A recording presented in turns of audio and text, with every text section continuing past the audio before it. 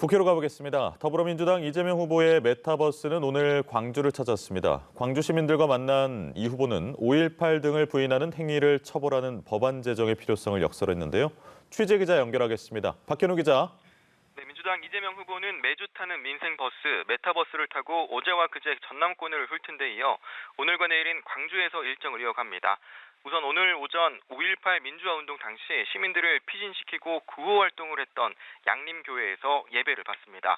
예배 뒤 기자들과 만난 이 후보는 5.18 민주화운동과 독립운동 등 역사적 사건들에 대해 왜곡, 조작, 부인하는 행위를 처벌하는 역사 왜곡 단죄법을 반드시 만들어야 한다고 밝혔습니다.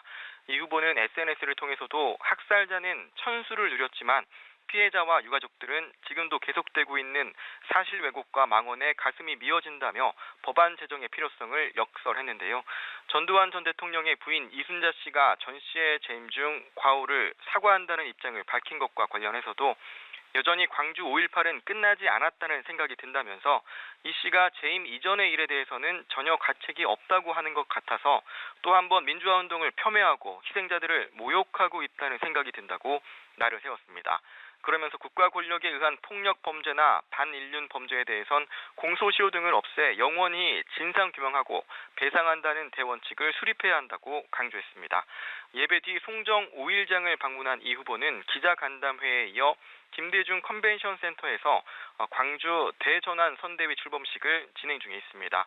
이 후보가 광주에서 일정을 소화하는 동안 민주당 현안대응 TF는 국민의힘 윤석열 후보의 배우자인 김건희 씨를 겨냥한 공세를 이어갔는데요. TF는 김 씨가 대표로 있는 전시기획사로부터 받은 급여가 윤 후보가 검찰총장에 취임 뒤 급증했다면서 뇌물성 후원이 의심되는 만큼 즉각적인 수사가 필요하다고 주장했습니다.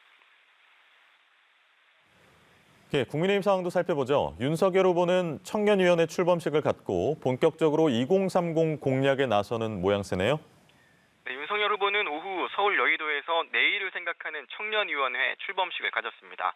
앞서 보신 것처럼 셔츠에 가디건 차림으로 연단에 선 윤 후보는 윤석열 정부에서 청년은 단순한 정책 수혜자를 넘어 국정 파트너이자 정책 기획자가 될 것이라고 강조했습니다.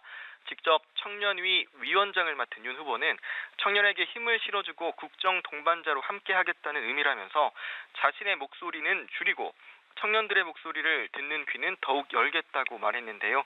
청년위는 김재훈 식탁에 있는 삶 대표, 김원재 유엔 사무총장 기술특사실 디지털 정책 보좌관 등 그동안 여의도 정치권에서 이름이 오르내리지 않았던 2030들이 대거 이름을 올렸습니다.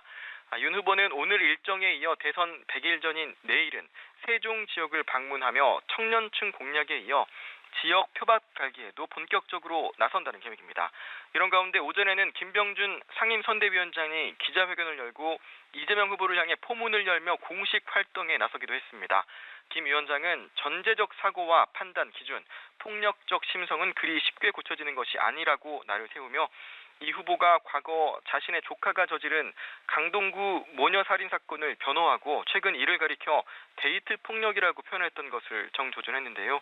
이어 이 후보가 데이트 폭력 표현과 관련해 사과는 했지만 여전히 마음속으로 데이트 폭력이라고 생각하며 이에 대한 시비에 분노하고 있을 것이라면서 우리 국민은 결코 이런 후보를 용납하지 않을 것이라고 주장했습니다. 지금까지 국회에서 연합뉴스 TV 박현우입니다.